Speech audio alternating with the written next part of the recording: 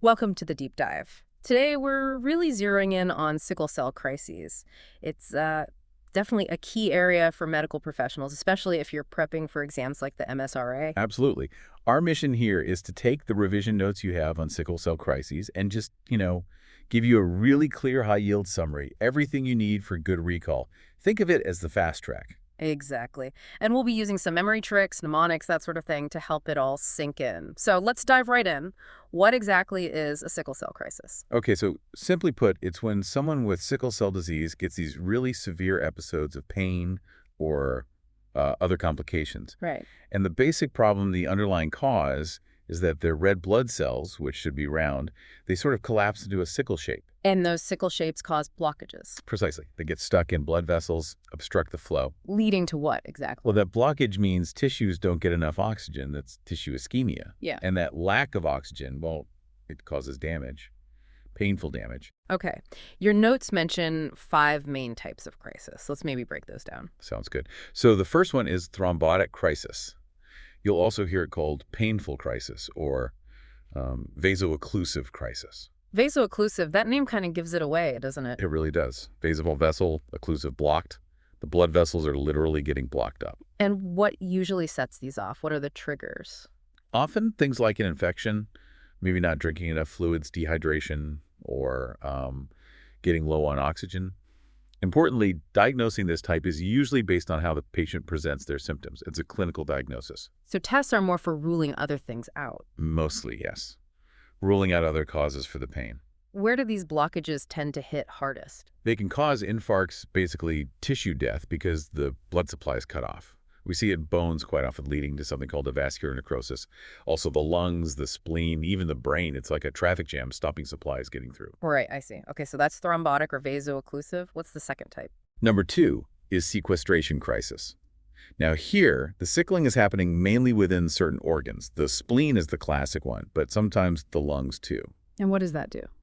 It means a whole lot of blood gets trapped, kind of pooled in that organ, which, as you can imagine, makes the anemia much worse, quite suddenly.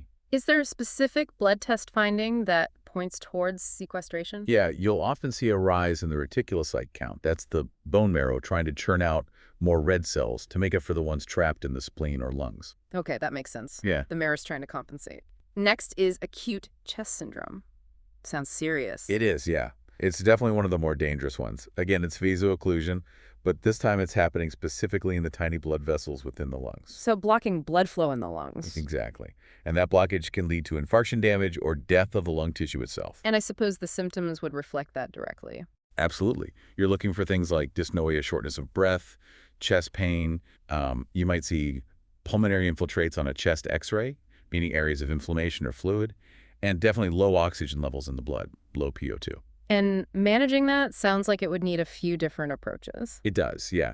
It's about hitting it from multiple angles. Strong pain relief, giving oxygen, often antibiotics because infection can be a trigger or complication, and sometimes blood transfusions are needed to boost oxygen delivery. Right. Okay, moving on.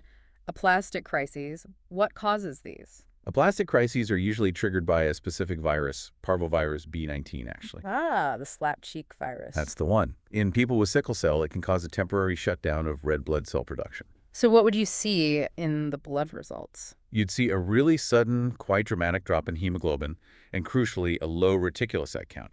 The factory is temporarily closed, basically. Got it. And the last type listed is hemolytic crises. Yeah, hemolytic. These are rarer, apparently. It's where there's a sudden increase in the rate that red blood cells are being destroyed, hemolysis. And again, that causes the hemoglobin level to drop. So 5 types, all happening in people with sickle cell disease. Let's just recap the fundamental reason why this happens, the etiology. Okay, so yeah, crises happen in sickle cell disease, and especially in the most common and severe form, which is sickle cell anemia.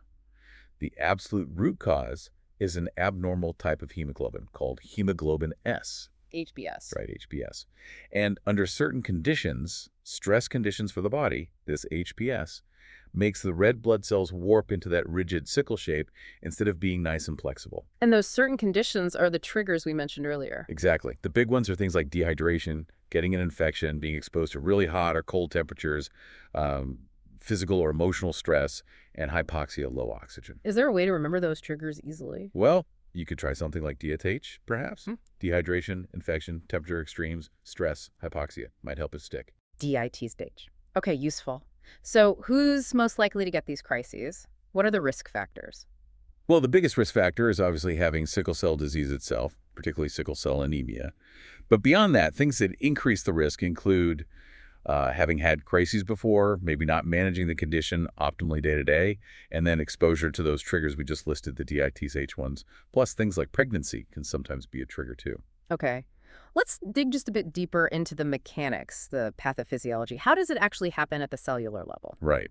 So we know it's about the blood vessels getting blocked by these sickle cells. It starts with that hemoglobin S.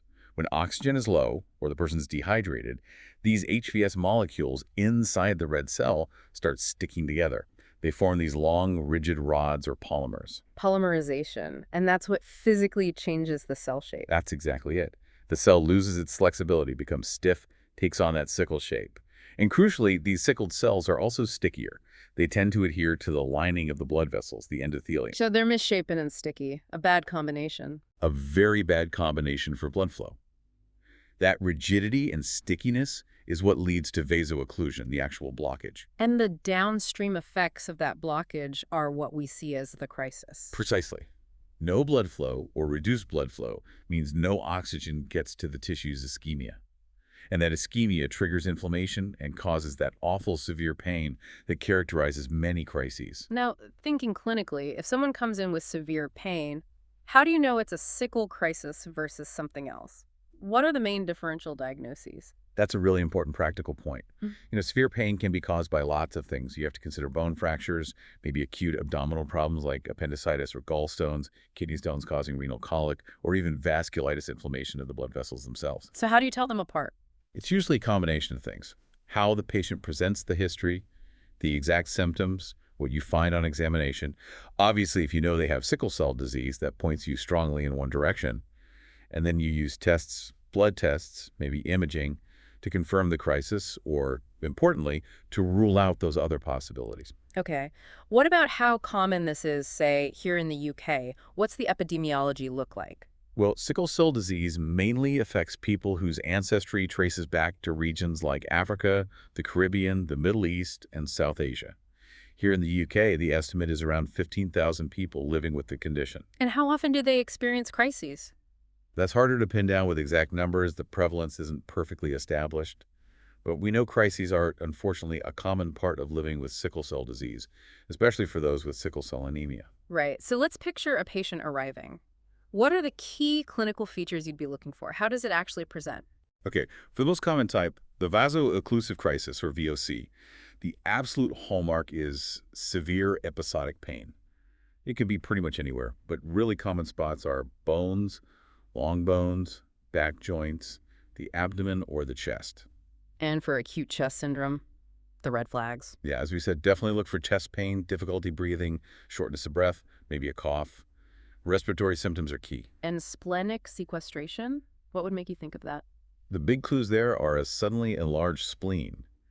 You might feel it when examining the abdomen causing abdominal pain and signs of rapidly worsening anemia on blood tests. And other types of crises or complications? They generally present with symptoms related to whichever organ is being affected by the vaso-occlusion. So stroke would have neurological signs, priapism is obvious, and so on. The symptoms point you to the affected area. When you suspect a crisis, what investigations do you typically reach for? Well, it always starts with the basics, doesn't it? A good, thorough history and a physical examination. And really focusing on assessing how severe the pain is for that individual. And lab tests, what bloods are most helpful? The full blood count, the CBC, is essential. You're looking at the hemoglobin level to gauge the anemia, the white cell count for signs of inflammation or infection, and the reticulocyte count, as we discussed, which can help differentiate types of crises. Does imaging have a role? Yes, definitely. Things like X-rays or sometimes ultrasound can be useful. A chest X-ray is vital if you suspect acute chest syndrome. Imaging can also help rule out other causes of pain, like a fracture or an abdominal issue. Okay, so you've investigated, you suspect a crisis. How are these managed in the UK? What are the main aims? The key goals are 1. Get the pain under control quickly and effectively. 2. Treat any specific complications that are happening. And 3. Try to identify and deal with any trigger that might have set it off. How do you tackle the pain? It's usually a stepwise approach with analgesics, starting with things like paracetamol and NSAIDs like ibuprofen if appropriate, but very often needing stronger painkillers, including opioids, for severe pain. Patient-controlled analgesia, PCA, is sometimes used. And given dehydration is a trigger, fluids must be important. Absolutely vital. Good hydration, either encouraging oral fluids or giving intravenous fluids, is a cornerstone of management. And of course, if there's an infection, you treat that with antibiotics. Oxygen therapy if their saturation levels are low. You mentioned transfusions earlier. When do they come into play during a crisis? Blood transfusions are usually reserved for more severe situations. So definite indications include acute chest syndrome, very severe anemia, sometimes during pregnancy, or if the person needs surgery. It can help improve oxygen delivery and reduce the percentage of sickle cells. What about those disease-modifying drugs like hydroxyurea? Do they help in the acute crisis? Good question. So hydroxyurea, or hydroxycarbamide as it's also known, is really important for preventing crises if someone gets them frequently. It works over the longer term to reduce how often and how severe the crises are. It doesn't really have a role in stopping a crisis that's already happening. So it sounds like managing a crisis well needs a really coordinated effort. It really does. It's not just about the immediate medical treatment.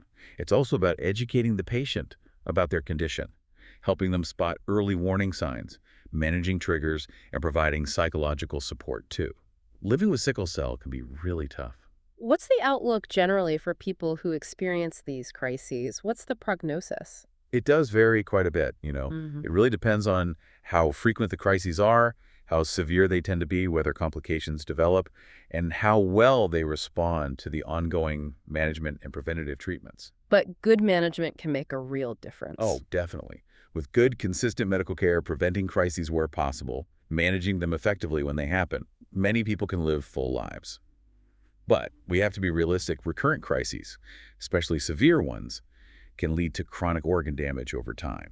And that does impact the long-term outlook. So catching things early, managing consistently, that's key. Absolutely. Early diagnosis of the disease itself, prompt treatment of every crisis, regular checkups, good preventative care, all of that is crucial for improving quality of life and potentially life expectancy.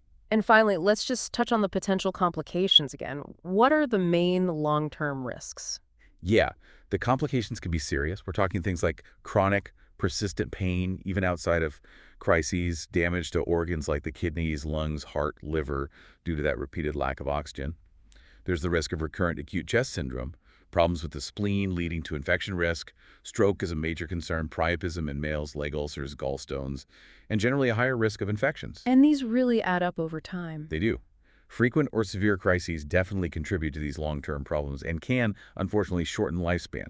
It underlines why prevention and optimal management are so critical. Okay, so let's try and pull that all together. We've dived deep into sickle cell crises. These painful, complex episodes driven by sickle-shaped red cells blocking blood flow. We've covered the main types: thrombotic, sequestration, acute chest, aplastic, hemolytic. We've looked at the root cause, hemoglobin S, and those key triggers summarized by DITSH. Right. And we've touched on the risk factors, the nitty-gritty of pathophysiology, polymerization, adhesion, vaso-occlusion. We talked about telling it apart from other conditions, how common it is, how patients present, the investigations needed, and the really important multi-pronged management approach. Plus the prognosis, which depends so much on good care and those significant potential complications. Hopefully thinking about it in these sections helps make it clearer. And remembering that link between the underlying problem, the triggers, the symptoms, and the treatment really helps lock it in, I find. Okay, quick quiz question for you listening. A young adult with known sickle cell anemia comes to A&E with sudden onset severe chest pain, shortness of breath, and a fever. Chest x-ray shows a new infiltrate in the right lower lobe. What's the most likely diagnosis? Given that combination, chest pain, dyspnea, fever, new infiltrate on x-ray in someone with sickle cell, you'd have to be highly suspicious of acute chest syndrome. Exactly. And those triggers, again, DITS. Dehydration, infection, temperature extremes, stress, hypoxia. Keep those in mind. So as you revise for the MSRA or just want to solidify your clinical knowledge, hopefully this deep dive has given you a really practical, memorable framework for understanding sickle cell crises. We've hit the definitions, the types, the causes, management, all the key bits. And maybe something to think about going forward. Considering the genetic basis and the environmental triggers, How might advances in things like personalized medicine change how we predict, prevent, or even treat these crises in the future? That's a great thought to leave you with. For more fantastic revision resources, definitely check out pasthemezera.com and also freemezera.com. Thanks for tuning in to this deep dive on sickle cell crises.